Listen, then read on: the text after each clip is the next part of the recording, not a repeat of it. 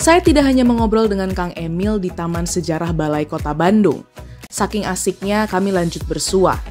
Sekali lagi, saya bertanya lebih banyak lagi soal persona Kang Emil, arsitektur, dunia politik, warna, dan lanjut tonton aja ya. Mengenai Kang Emil dan arsitektur, kan Kang Emil S1-nya arsitek nih, dan karya-karya Kang Emil udah ada di dalam negeri maupun luar negeri gitu. Kalau boleh cerita nih Kang, merangkum hasil karya Kang Emil sampai sekarang udah menjadi arsitek. Desain style Kang Emil tuh kayak gimana sih, ciri khas Ridwan Kamil dalam mendesain suatu bangunan? Ya, saya sangat-sangat bersyukur Allah menakdirkan saya sebagai orang yang suka berimajinasi ya. Dari imajinasinya menghasilkan karya, dari karya bisa menghidupi dan kepuasan gitu. Kenapa? Karena melihat bangunan arsitektur yang digunakan, dicintai, dijadikan selfie, background dan sebagainya, itu ada kepuasan sendiri. Nah, gaya saya itu selalu kontekstual. Ya, kontekstual tuh kalau dia di hutan, ya hormatilah hutan. Kalau dia di tengah kota yang padat, berbaurlah dengan suasana kota yang padat. Kalau dia membutuhkan sebuah keeleganan, maka dia harus dihadirkan. Jadi kuncinya itu, kita menghormati tempat, bangunan atau arsitektur itu berdiri. Itu udah bahasa teorinya namanya kontekstual. Yang kedua, geometrinya selalu baru. Saya itu paling gak suka mengulang sesuatu yang udah pernah dilihat. Udah pernah ngeliat kotak, ya kalau bisa jangan kotak, kan kotak pernah gitu. Bisa nggak rege-rege atau apa gitu ya. Nah, proses pencarian bentuk baru itu, itulah yang menantang sebagai arsitek. Karena kalau hanya mengulang bentuk yang sudah ada, cuman versi barunya, cuman lebih kinclong gitu ya, lebih flashy, glowing, bagi saya nggak terlalu menantang. Tapi kalau bisa melahirkan bentuk baru yang nggak pernah dilihat sebelumnya, kemudian kontekstual sesuai penghormatan terhadap tempatnya. Gitu. Ya, jadi dalam satu kata sebenarnya itu pemikiran modern. Modern itu selalu melahirkan sesuatu yang baru sebagai sumbangan kepada zamannya. Saya pernah dengar speech Kang Emil beberapa tahun lalu. Kang Emil katanya sempat membangun gedung olahraga di Senayan, inspirasinya dari ototnya Aderai. Benar nggak Kak? Betul. Jadi bagaimana melahirkan bentuk baru kan? Karena orang awam mungkin menganggap ya gedung mah gitu-gitu aja lah ya, kotak atau segitiga. Sumber teknologi itu membuat imajinasi yang dulu tidak mungkin menjadi mungkin, satu. Kedua, dari mana datangnya inspirasi? Dari yang kita lihat. Karena ngelihatnya bunga, inspirasinya jadi bunga. Melihatnya rumus matematik, menjadi sebuah geometri. Termasuk melihat gedung olahraga, dulu inspirasinya saya cari dengan olahraga. Tiba-tiba pas nge-google ada Aderai lagi, shit gitu ya. Ototnya tuh berliuk-liuk kan. Saya bayangkan kalau potongan liuk-liuk ototnya Aderai ini jadi wajah bangunan, kayaknya menantang, cuman susah kan. Nah, jadi itu inspirasinya. Walaupun bangunannya nggak sempat dibangun, keburu jadi wali kota. Ada bangunan lain nggak Kang yang mungkin terinspirasinya dari hal-hal unik kayak gitu? Banyak, ada yang terinspirasi dari HP gitu ya, kan HP itu bentuknya lucu-lucu ya. Ada yang terinspirasinya dari grafis ya, kayak Masjid Al-Jabar, Masjid Kota Baru Parahyangan, Al-Irsyad. Ada yang inspirasinya juga dari matematik, itu Masjid Al-Jabar ya. Ada yang terinspirasinya dari pusaran air ya, itu jadi museum tsunami di Aceh gitu. Jadi sumber inspirasi bisa datang dari mana saja. Oke Kang, kalau boleh cerita 3 hasil karyanya Ridwan Kamil yang paling berkesan, mungkin anak emasnya Ridwan Kamil itu satu apa? Masjid Al-Jabar, karena itu bangunan terumit ya, terindah hasilnya, terkunjungi oleh ribuan orang hanya dalam waktu 3-4 bulan, itu ranking 1 lah ya di mata saya. Kemudian yang kedua adalah rumah botol saya. Oh iya. Karena merecycle 30.000 botol kerating yang bekas, kemudian saya jadikan sebagai eksterior dari rumah pribadi. Yang ketiga mungkin skala besar, saya mendesain sebuah pusat bisnis di Beijing, namanya Beijing Finance. Jadi saya punya karya lebih dari 50 di negeri Tiongkok. Jadi waktu kemarin ada wakil gubernur dari Tiongkok datang, saya bilang, sebelum saya wali kota gubernur, saya membantu loh kemajuan Cina, saya bilang. Dia kaget, kenapa? Karena saya arsitek.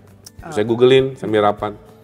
So, dia baru tahu ternyata gubernur Jawa Barat ikut berkontribusi dalam pembangunan infrastruktur di Tiongkok. Aku pernah baca di salah satu koran, Kang Emil pernah nulis seperti ini. Kota berperan penting dalam membangkitkan kreativitas warga. Citra suatu kota lazimnya terpatri dari baik buruknya pengalaman psikologis manusia menyelami ruang-ruang spasial atau visi kota. Kang Emil juga mengutip arsitek Charles Jenks.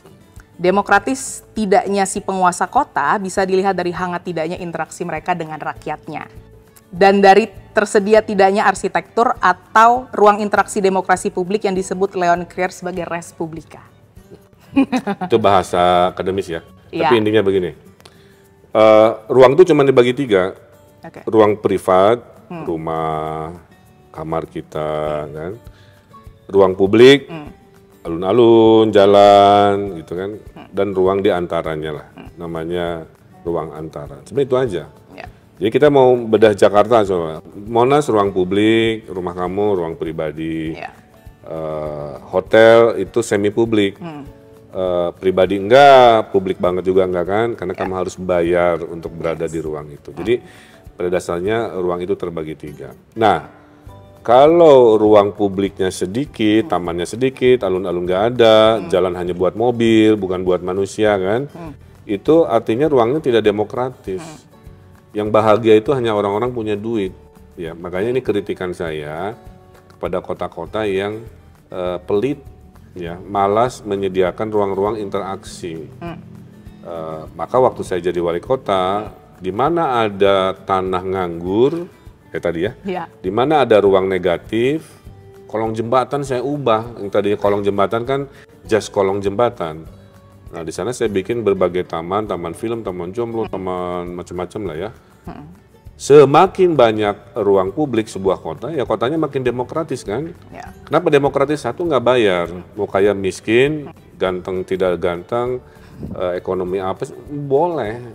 Kota yang tidak demokratis, tidak ada ruang publik, ya tidak ada interaksi, semua berada di ruang pribadi, ruang privatnya. Gitu. Makanya Res Publica Leon Krier itu seorang teori urban mengatakan perbanyaklah res publica itu, maka kotamu akan penuh dengan gagasan-gagasan karena bertemunya semua warga dari berbagai perbedaan di ruang terbuka itu.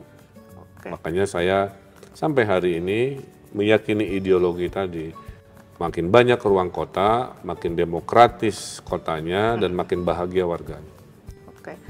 Saya ingin membahas mengenai topik ibu kota kita yang baru, Kang. Saya kepo mengenai pandangan Kang Emil kan. Saya pengen mendengar pendapat Kang Emil mengenai, jadi Ridwan Kamil sebagai sang urban designer ya, Kang. Menurut Kang Emil sebuah ibu kota yang baik dan layak untuk ditinggali itu seperti apa, Kang? Pertama, karena ada kata kota, kota itu tadi harus demokratis. Jadi IKN itu nggak boleh hanya kota PNS saja, tidak ada demokratis. Tidak boleh hanya kota orang kaya saja. Misalnya office boy-nya mau makan di mana, pembantu-pembantunya mau tinggal di mana kan? Sebuah kota itu adalah majemuk. Ciri kota itu majemuk satu. Kedua, ciri kota itu ada kepadatan. Kalau tidak padat namanya desa. Kalau kota padat, berarti bangunannya jangan jauh-jauhan. Makanya saya pernah ke Pak Jokowi, Pak, IKN jangan terlalu luas. Karena semua ibu kota yang mencoba terlalu luas gagal. Brasilia terlalu luas gagal.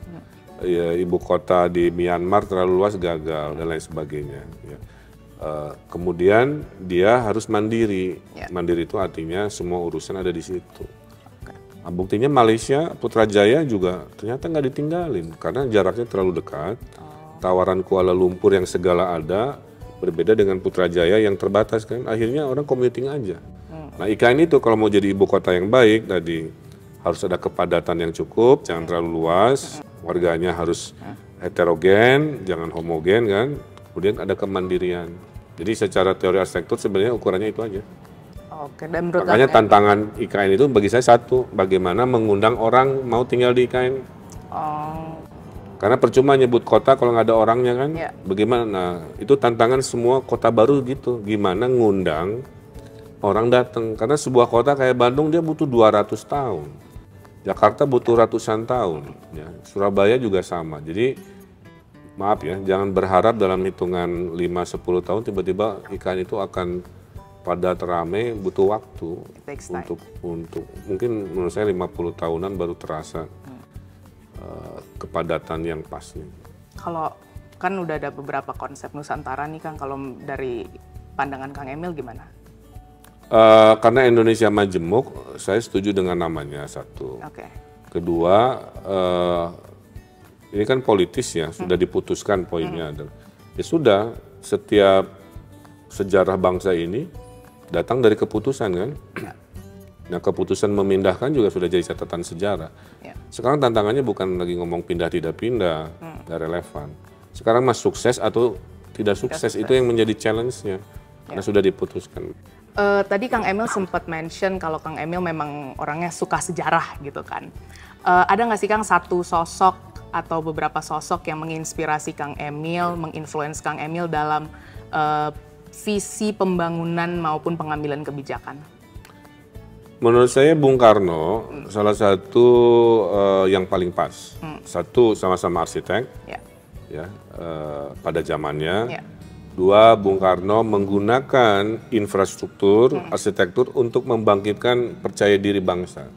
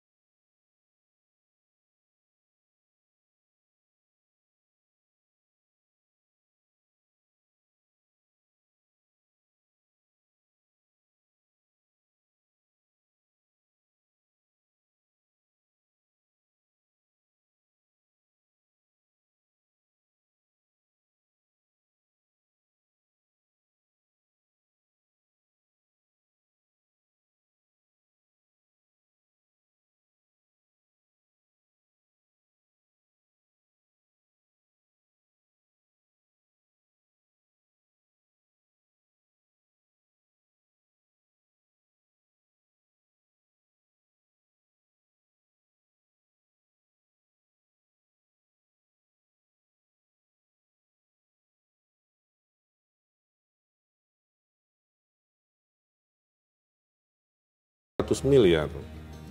Cable cars, kilometer 100 miliar. Ini buat mengkonek kilometer-kilometer, kalikan APBD kami yang pas-pas. Makanya hanya Jakarta.